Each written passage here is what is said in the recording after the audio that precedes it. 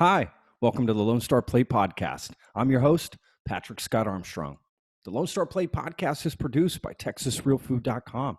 It's a comprehensive list of local Texas establishments that are organic, all natural, artisanal, basically, farmers markets, butchers, restaurants, bars, artisanal shops, bakeries, any place that's doing that type of food, good, organic, all natural, sustainable products.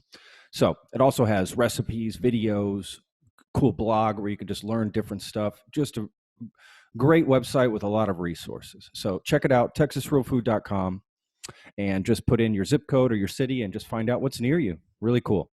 You can also learn about our podcast, TexasRealFood.com/podcast. You can also just go to thelonestarplate.com and it will just forward you straight there. You can also email me, Patrick at Texas Real Food. If you got some questions, you want to ask me something, suggest something, a topic that maybe I should discuss, a guest I should have, let me know. So let's get to it.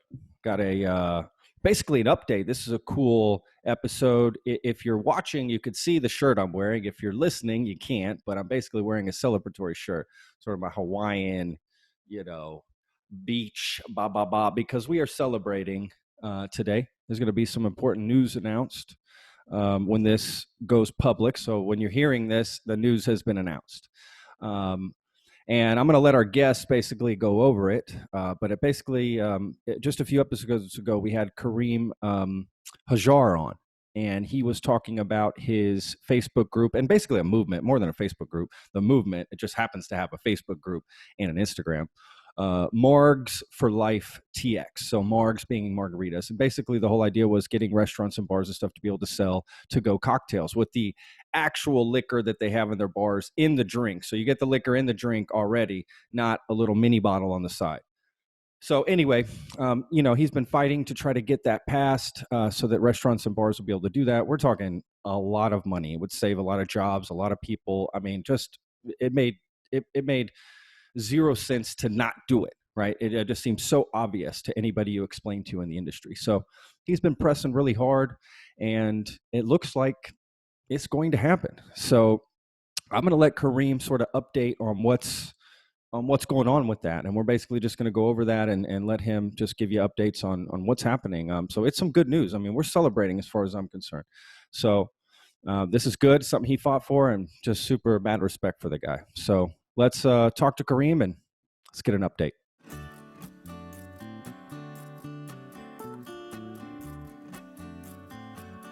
Did you go through how this was done, how the governor released this? No. Did you go?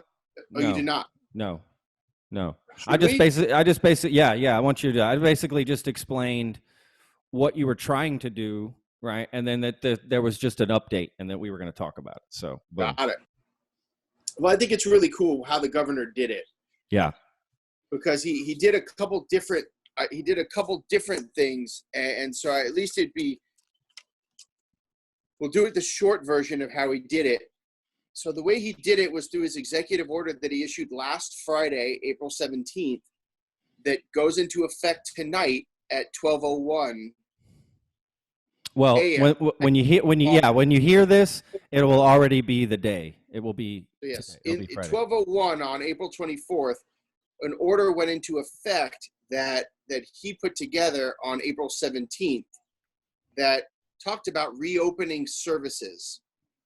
And what's interesting about that order, which how he did it, is it's so broad to pick up so many things. He said, here's what happens. On April 24th at 12:01, retail services that are not essential services get to reopen. And when we looked at the definition of the essential services, he kicked it to the federal definition, which was one of two different things. One of them was workers that support retail sales of beverages. And it's specific to workers, not the businesses that support the retail sale of beverages, the workers. Okay. And then the second thing was that it was restaurant carry out and quick serve food operations, not restaurants, just restaurant carry out and quick serve food operations. So it's not the whole thing. So it's just this very narrow part of the restaurant. So then we kind of went, okay, well, now we know what is essential and what's not. Let's go back. And they go, okay, well, this is what's going to reopen then. At 1201, retail services that are not essential services. So what is not essential then? Well, a cocktail lounge is not essential. We didn't even talk, that wasn't even part of the gig. Yeah. And then the other parts of restaurants that aren't part of the quick service part of it are not essential. So now all of a sudden those get to come back, which is awesome. Yeah. So those may be provided through pickup, delivery by mail, or by delivery to the customer's doorstep in compliance with the safety code to make sure you're gloved up and masked up. Yeah, totally. So now we go, okay, well, what's not essential? A cocktail lounge can now operate through pickup, delivery by mail, or delivery to your house if you're gloved up and masked up and you comply with the safety requirements. Okay, and it's, again, not just limited to bars and restaurants, but everything, but we're just going to talk about that at the moment. So it was like, okay. And what's really awesome about it is he didn't say, hey, this is for pickup so long as it was part of a prior executive order or some other rule, or it was legal before COVID. It just says pickup, which is awesome because that means that this was an intentional give for this. And just to be clear, we're talking about what is a governor's executive order, not a press release like what we had a month ago. Got it. Not something that got a TABC interpretation of a governor's press release, which is what we had before. This is the governor's order, and in this type of environment, the governor is effectively, the king. What he says goes. Yeah. This is what we got. It's the law of the land. Doesn't matter what anything was before, and he even says that in the order. It's 2 pages of this is my authority. This is what I can do. This is what I can say. And this is the new law. This is what it is. So then I thought, okay, well, maybe I'm crazy, but I'm not, because in 2 paragraphs later, it says, in accordance with the guidelines from the president, can't get bigger than that. Yeah. Like it or not, it's still the president. Yeah. People shall avoid eating or drinking at bars, restaurants, and food courts. Fine. Done. Nobody's eating at bars, restaurants, and food courts. Provided, however, that the use of drive-through, pickup, or delivery options for food and drinks is allowed and highly encouraged. Right there. I mean, it's amazing. It's amazing. If you have to say food and drinks, that's alcohol, because if it's just Cokes and teas, you don't say that, in my opinion. It has to be, it has to be drinks, because there are a number of industries that continue to exist solely because their workers, right, back to our federal provision, are workers that supported beverage products. Yeah. We're in the distillation industry. Yeah. So this is why all of your distillers' employees get to make hand sanitizer. Yeah. Because they are workers that support the manufacturing of beverage products. So we said, yep, they're essential. So it has to include it, because if it didn't, we wouldn't have all of the hand sanitizer from all of the amazing distilleries that have made it for us. Yeah, I agree. There's no way that it does not include alcoholic beverages and industries. Yeah. So when he went on and specifically says, provided that the use of drive-through pickup or delivery options for food and drinks is allowed and highly encouraged through the limited duration of this executive order, I don't know how we could read it any other way. Absolutely. It's an amazing gift by the governor that everybody should be ecstatic about, and everybody should be tweeting and Facebooking and Instagramming and sending letters. And if you have a carrier pigeon, send one of those, all of the things. Yeah. It is remarkable what this order has done for Texas when it goes into effect in the future for me and in the past for you, the listener. It's Yeah. amazing. Yeah. Is this an indefinite order, or was there a date placed on it? No, this is a very temporary order. This order expires at the end of the month. At the end of April. April. We have about a week. Oh, wow. Why would the governor do such a thing? Why would he do this for a week? Yeah. Well, the reason being is that there are multiple task forces. I'm on the Travis County and City of Austin task force, but there are task forces in a lot of cities, and then there is a state task force. And we have a lot of association representatives, and we have a lot of very wealthy and donors, and we have a lot of other constituents that are experts in their industries, and it's a cross-industry thing, who are coming into those task forces and are going to advise the governor on how to reopen the state more fully. So this order was to get us through the end of the month as those task forces put together their reports.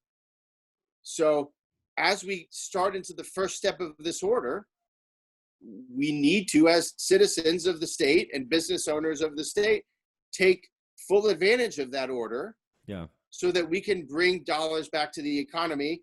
And then as the task forces do their jobs and come up with the recommendations for how this goes from there, we've got a path that's already set through the activity that we've done, right? Through the 9 days or 10 days that we have to do what we do. Now, those task forces will look at how everything was done and say, okay, is that working? Okay, great. Let's do the next phase of the thing. Yeah. And if it's not working, then they might change it. So for me, it's so important that everybody take full advantage of what was given to us by the governor so that the task forces can see the results of it and then use that data accordingly for the next phase. Yeah. I see what you're saying. And this weekend in particular would be the most important because this is the weekend, right? Like, boom, Friday, Saturday, major sales. Yes, so important. And so what is really wonderful is we have a lot of companies now that aggregate data. You've got probably 4 or 5 companies that, for bars, restaurants, breweries, distilleries, wineries, get their real-time data on sales and then can aggregate it. Margin Edge, Compiat, there's a bunch. And they release that data on a daily basis. And so it will be amazing to see the data coming out of the weekend on Monday and Tuesday. Yeah. To see the difference that it will have made. Yeah, absolutely. You won't be able to argue with what it is. Yeah. It's going to be awesome. Yeah. And obviously, the more people that know about it, right, the better. And the restaurants need to do a good job of promoting that they can do it. Right? For sure. Like, order from me this. If you don't tell them, they may not know. So absolutely, it's kind of on everybody's head to do that promotion as well. Yeah, to get it out there. And if you're listening to this, get it out there. Yeah. Tell your friends that this is possible. Yeah. Right? Show them the orders and the federal guidelines. It's there. You can't not read it. It's just there. Totally. Yeah, so, and you now you can get a glass of wine too, right? Just anything you want. Get the growler with the beer. For a restaurant or a cocktail lounge now, they can sell to go, right? The way I read this, it says, provided that the use of drive-through pickup or delivery options of food and drinks is allowed. I don't know how else you can read that. That's it. I mean, and so that means that cocktail lounges can sell to go. That means that restaurants can sell to go. That means they can mix it and seal it and sell it to go. That means that your brew pub can finally pour that growler and deliver it. That means that your distillery can sell to all of its customers that want to buy directly from the distillery. It does an amazing thing. It really just opens the door for all the cocktails that were on all these menus at all these restaurants that they couldn't make those cocktails anymore.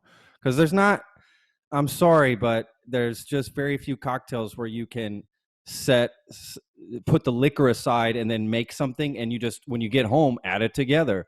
That works with very few cocktails. So all these original cocktails at all these great places, that you love to go to, you can now get it because they can use the liqueur and the liquor. Right now they can do it all and get you the exact drink that you've always had. Again, it just opens the door for a million cocktails. It actually brings, and as you say that, I'll take it a step further. What it allows people to do, again, is buy the service of what they wanted, which Yeah. brings jobs back to Texas. Yeah. I want to pay you for the service of making that well-crafted cocktail. Yeah. If we're talking about spirits, right? Yeah. If we're How talking do you about, get a, how do you get a Manhattan to go with you cannot. before you couldn't do it, right? I mean, it's impossible. That's what I mean. Exactly. So now you can get that Manhattan. And I want, and not just me, the state wants that to happen. Yeah. Clearly the governor wants it to happen, but the state, the people of Texas want it to happen. Absolutely. You see that from the dozens of boards on Facebook of people telling people, oh, I got this great thing at this place. People want to help other Texans survive this. It's remarkable what we've seen from restaurateurs that are serving meals in hospitals to other restaurateurs that I represent who've started nonprofits to try to help industry workers get on healthcare. It's everybody wants to do their part. And we've seen that up the chain too. We've seen distributors starting to buy back unused kegs. We've seen donations to charity funds to try to help industry workers. Everybody wants to do their thing. And for the basic people of Texas, they go, how can I help? I can help by buying the things that you're selling as much as I can. And people want to buy the things that are a service. They're trying to help others. So this is going to be so wonderful to let the guys that want that growler of unique beer that you can't get out in the market. Now I can go back to that place and get it. Yeah. And I can go back to my restaurant and get that Manhattan that I've always wanted to get with my burger and bring it home, pour it in my own glass. By the way, I made this and enjoy it and support that restaurant and the restaurateur and the guy that made it or girl that made it. Yeah. It almost, I mean, for some restaurants, it's split into two. You've got food and bar. So you've literally just opened up half of the place again in a lot of ways for some of these places. You brought it back. You actually brought it back. I've been asking and pleading with the powers that be that for restaurants, what we've wanted is for them to be able to sell the products that they have always sold in the format that they have always sold them, just to go. Yeah, exactly. It hasn't been fair to restaurants to say, we're going to take 90% of your square footage, but not really cut too much else of your cost, and then not let you sell the products that you've always sold in the way that you've always sold them. You have to sell them in this new way that makes you go out and buy new inventory that's hard to find or not possible to get depending on where you are. Yeah. And this re-levels the playing field and it opens the door. And that is remarkable. Absolutely. You're right. I mean, because you're still paying full rent for where you're staying. So even though you're only capable of using a small portion of it. So it's gotta be frustrating for any of these owners that are having to deal with, with these things. So yeah, like you said, it just opens it all up. It's just such a chain effect, it's just such a ripple effect to so many. That's why it's so great. It's just such a ripple effect to so many people. And it's just going to change. Again, it's just a lot of hope for people. And hopefully Texans respond to this, right, and make the week worth it to show. I didn't realize that it was 1 week. So yes, absolutely. It's almost like a test. Let's go. Yeah, exactly. Let's go. I mean, and this weekend especially is the most important. So get out tonight, Friday night, buy some cocktails, buy more than you need. Maybe buy some, just buy a few for your neighbors even, so they don't have to worry about it. Just get some cocktails, beer. I would say spread it out. Get some wine, get some beer, get some cocktails. Let the restaurant use all the inventory. You know what I mean? Hell yeah. I'm super excited. Don't drink it in your car. Take it home. Of course. Take it home. Do not drink in your car. What are we, in Louisiana? Come on. That's not what we do in Texas. Right? So yeah. It's awesome. This will be a great thing for Texas. And it'll get this industry, the bar restaurant industry, and then everybody up the chain from them who supports them.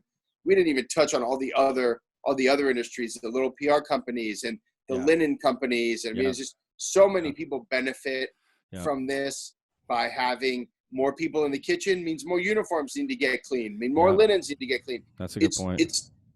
There's so many tangent industries to bars and restaurants that people really don't fathom what that is.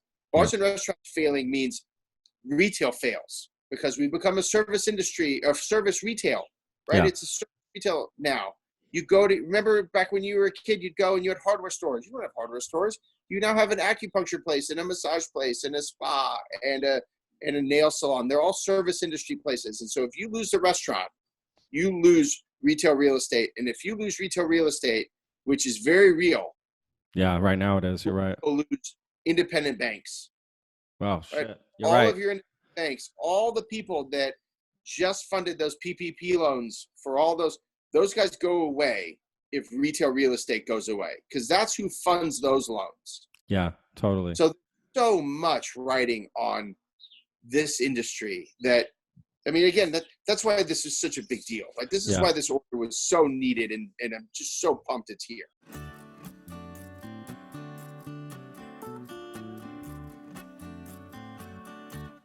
I kind of briefly talked about it in the intro, but what I'd like to do just to encompass it all is just talk about what the goal was and then what has happened, just so if there was a good soundbite, right, that just had it all together, sort of thing. I'd say the goal on March 19th was to help all of my clients who were literally, and still are, right? They still are literally dying on the vine, suffocating from a lack of being able to operate, a lack of being able to sell their product. Having them call me crying, just the implosion of an entire industry of people that I represent, and have a resolve to try to help those people for no financial gain, and to try to do that 5 different ways, and then to finally have that relief that goes to those clients. I mean, it's amazing. So this, I guess the soundbite would be, we wanted to get cocktails to go, beer and wine to go by the glass. And not only have we done that at 12:01 on Friday the 24th, but it's way more than that. It's huge. It's giving the distillers the ability to sell their product by delivery or to go or drive through. It's giving the wineries the ability to do it. It's giving the brew pubs the ability to deliver growlers that they've been desperate to deliver for a month, as people are scared to go into a brew pub. They've been able to sell to go, but nobody wants to go into the brew pub to get it. Now they can deliver it. It's everything that we could have ever imagined and more, to give relief to an extremely set of distressed industries between bars and restaurants, brew pubs, breweries, wineries, and distilleries. They're getting absolutely crushed. And this is just an amazing lifeline. What a great act by the governor. Literally hundreds of thousands of jobs get instantly remade tomorrow morning at 12:01. Yeah. I'm beside myself. It's awesome. Yeah, absolutely. Yeah, and a lot of people, the service industry is all about, there's something unique about being in the industry, in that it becomes a family where you work. So it's not, you don't just work at a restaurant or a bar. You're part of a family when you're at these places, because they're not like big office buildings type stuff. So there's really usually not too many employees, not too big of a staff, and you kind of know everybody, and it's a family, man. So people are absolutely thrilled to be able to get back, and be with their family, man. It's like reconnected families, and people getting back off the couch. Mental health, right, is going to go through the roof. Just people being able to get back out and work and feel like they're doing something with their day, and getting back to getting Texas, standing on its own 2 feet again. And this is a huge step. Absolutely. Governor's done just an amazing job letting this happen. At a minimum, 150,000 workers come back to work immediately. That's crazy. At a minimum. That's crazy. And that's with my most conservative model from the data I got from my clients. And that doesn't even include cocktail lounges. It doesn't include wineries, doesn't include distilleries, doesn't include breweries. And that's the most conservative model that I had. In the survey that I did of my clients, it was at least 3 employees get rehired immediately. A bartender who can mix drinks, pour those things, and put them into sealable containers. somebody who's in the kitchen working because now there's an increased demand, and then somebody who's running to the cars to deliver. Yeah. At least three. Absolutely. And it's typically anywhere between 3 and 10. Some places are like, I'll have 10 people back immediately. They're bigger restaurants. You might have, your morning and nighttime bartender, right? Your lunch and dinner bartender. So it's just, yeah, absolutely. And you're absolutely right about it being family. I'm way too old to be hanging around a restaurant when it finally closes, but the few times it's happened in recent memory, everybody's hanging out. Everybody's having a drink right at the end of the shift, and we're going to go home or have a snack, and they're BSing about their shift and who did what. And without question, these people are more than just casual friends. They're part of it. They're part of an alliance together that runs deep. It runs industry deep. If you're in it, you're in it. Yeah. Yeah, absolutely. It's something, it's just, you work very closely with people, and I mean, physically as well. You're in it with people. You go through a lot of, it's like a show every night, so you just go through a lot with people, and you get very close to people, and you do tend to hang out outside of work with your coworkers. So you just develop a bond. You just go through a lot, and it's just bonds I've had with people that I've never had in any other type of job. It's just something that, they're just forever friends. It just becomes something. And that's really what you want too, because you move from place to place and you extend your family. I met these people, I worked here, I did that, and that's what it's all about, man. You just extend your family out, and it's absolutely that way. And that's why you get good food when you go to a good place, right? There's a reason. It all works together. We're all working as a family, and it shows on the plate or the drink or whatever it may be. So yeah, man, it's super exciting because I just know that people are dying to get back to work, man, and to get back into the restaurants and support and do stuff. And this is such a big step for them. I mean, it's just like a slingshot right back. For sure. Yeah. And it's a feeling of hope too, of, okay, this is going to get better. We can do this.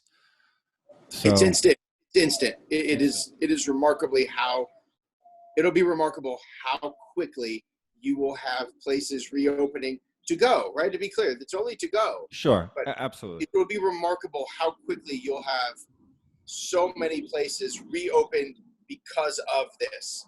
And that is makes me very happy. It just makes me happy.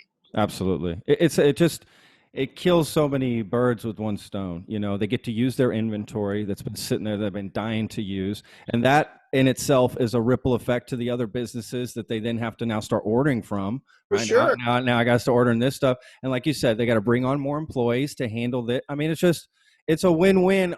There's just like no negative to this, like at all, From an up the chain standpoint, you're absolutely right. Now we have to order more inventory. And so now guys get to go back in the trucks to deliver it, which means that the guys that are working in the bottling plants at the distilleries and wineries get to start going back to work again. Yeah. It's tremendous. It's absolutely tremendous.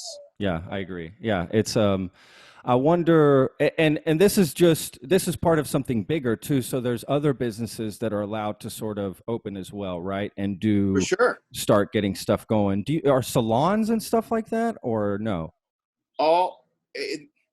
So the way that this order was phrased it is all non-essential businesses can reopen. The problem with salons is, how do you get a haircut Yeah.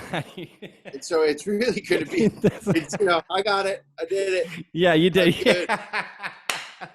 Totally. Follow the Kareem model and you'll be fine, right? Yeah. It's going to really affect the places that have the ability to sell things to go for delivery and through the mail. Yeah, through the mail. And so if a salon has a product line that they can operate, sure, they can reopen and now, move some product. It'll be That's harder. A good idea. This. Yeah. But yeah, this absolutely is not limited to things in the alcohol industry. It just happens to be that I've been advocating for restaurants and cocktail lounges, and on a tangent, everybody up the chain from them, distilleries, breweries, wineries, and they all are tremendously affected by this order. Yeah, absolutely. I mean, like you said, it's instant, right? It's literally that's it. From the clock strikes 12:01. Let's go. let's go. Yeah. At 12:01, theoretically, a place could start selling while they were still open doing late night food. They could just go Yeah. 12:01 Till 2. You're right. Yeah. And I think people are going to get excited about going and getting the cocktails they've been dreaming of getting right from these places because they use a special liquor that they couldn't use before because it didn't come in mini bottles. Even the places just doing margaritas are going to be able to streamline that even better. Now you don't have to even worry about the little mini bottles in your car or did I lose that? And you know what I mean? Like it's just boom, all together. It's going to make it so much better. You know who's really affected, in addition to the restaurants and the cocktail lounges, the other industry that's directly affected, without question, the most directly affected industries are the Texas distilleries, Texas wineries, Texas breweries, your local distillery, all right? The good night loving vodkas, the Treaty Oaks, the you name it. Yeah. The Broad Street rums, all of those companies that have literally been dead in the water now get to finally operate again. They literally haven't been able to move product since this happened. When you're a patron of a distillery, statistically, you live fairly near the distillery. If you're a Texas whiskey lover or Texas spirit lover versus some other state, right? You typically would gravitate if you're a Colorado whiskey lover because it's Colorado whiskey. Texas people love their Texas whiskeys and Texas spirits. You're typically buying the ones that you've been to and that you visited, and they're generally between 50 and 100 miles away from where you live. So those bottles that you're buying right now, the only place that you're going to get them at is at a liquor store. And the only way that those businesses, those distilleries can expand their customer base is to really press hard into the restaurant industry to make specials. Hey, try this Manhattan, but let's try it with Ben Milam whiskey. Yeah. Let's try that one tonight. And then you try it and you're like, it's pretty good. Yeah. Now the next time I go to the liquor store, I like Texas, maybe I won't get the other one. Let me try that one. Yeah. And so for the Texas distiller, they've only been moving a fraction of their product because they move so much of it through these because their productions are that small. Sure. Tito's is a whole nother ballgame. That's different. But they're bigger. They won. They're the winner. Yeah. But everybody else. And it's just huge for a Ben Milam whiskey who gets to now get that back on the menu at a restaurant. Yeah. So I can go in and order my burger and that to go. Yeah. Yeah, that's a good point. Of the people that I visited with, we've had a lot of other states ahead of us do this. So it's not like we're going into it blind. Yeah, that's another good point. People who've asked about this and said, hey, what do I do? I've said, well, let's not be foolish about it. Seal it. Use a sealed container. Don't leave it open. Seal it. Use extra sealant. Use something that you have to break. We could take a page right out of what Kansas just did yesterday, which I think is so smart. They're like, how can we come up with a way for a place to serve a mixed drink? They just passed it yesterday. How do we have a mixed drink that's served without people drinking it in the car? So what they did is they said it needs to be in a sealed container, and then that sealed container needs to be in a bag that is also sealed in such a way that if it is tampered with, it is readily obvious that it was tampered with. So like a paper bag that's stapled. Yeah, totally. Right? Now if you get pulled over, you can't say, oh, I wasn't drinking that. You're like, really? Totally. You know it. And so I've been telling clients who are like, hey, I want to do this. I'm going to do this because I can walk through the door right now. The door's open and God knows that we need it. I'm going to do it. I'm like, well, take a page out of the Kansas's playbook, seal it, put tape on the lids, put that in a bag, staple it. If you're at restaurants, if you're listening, okay, if you're part of, I have an idea for you because I know all the equipment you have. So the idea is you probably have teacups that you use for tea or sodas, and it's got the top and it does have the lid for the straw, right? So take some of the blue tape that you have tons of that you use to label and do an X over it, right? That goes down the side, and then one around it to hold that, right, around the thing. So now you've got 3 pieces of tape, and you could easily have the tape dispenser that you've got a few of them in the Yep. kitchen, put it right there by where you make the drinks, and pop, pop, pop. You can label what the drink is on the blue tape right there. It keeps it secure. Then you put that in the bag. You've all got the staplers, so you do that anyway for to go. So absolutely, that to me is 100% would be the easiest way to do it for any restaurant or bar, because they all have those particular things. So So I thought it was brilliant by Kansas to do that. We've seen a lot of states do things and try to make it work. That was so simple, so easy. it's perfect. It's stuff you have. It doesn't make it any more complicated, because I get it. Like, I've worked bar, and you can get a bunch of drinks at once, and it's now all of a sudden I got to make them to go and tape them up. Like, holy shit, it could be a lot for some places. So that would be the best way. Boom, boom. You could be taping them, and let the food runner label them if you want. You just make them and put them out. And yeah, man, that's actually a good thing to talk about, is logistically how to actually do it. For sure. Yeah, because you're right. People are going to be like, okay, we can do it. How do we do it? So yeah, for sure.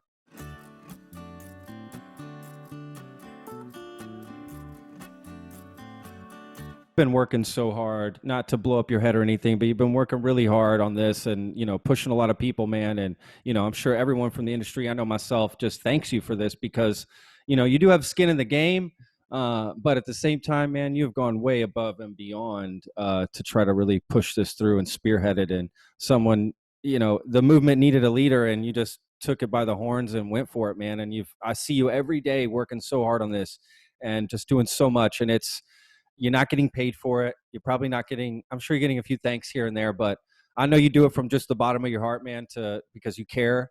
And that's just awesome, man. We need more people like you. And it's people like you and other people that I talk to on this podcast.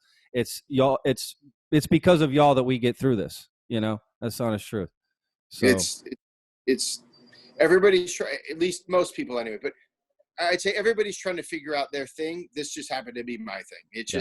I just happened to be in a position where I got 1,000 phone calls of people crying, and I thought this is not right. It's just, my lights are going to stay on, but 1,000 people or 1,000 clients, 1,000 businesses. 1,000 businesses means 600,000 people. I don't know. It's a lot of people. Yeah.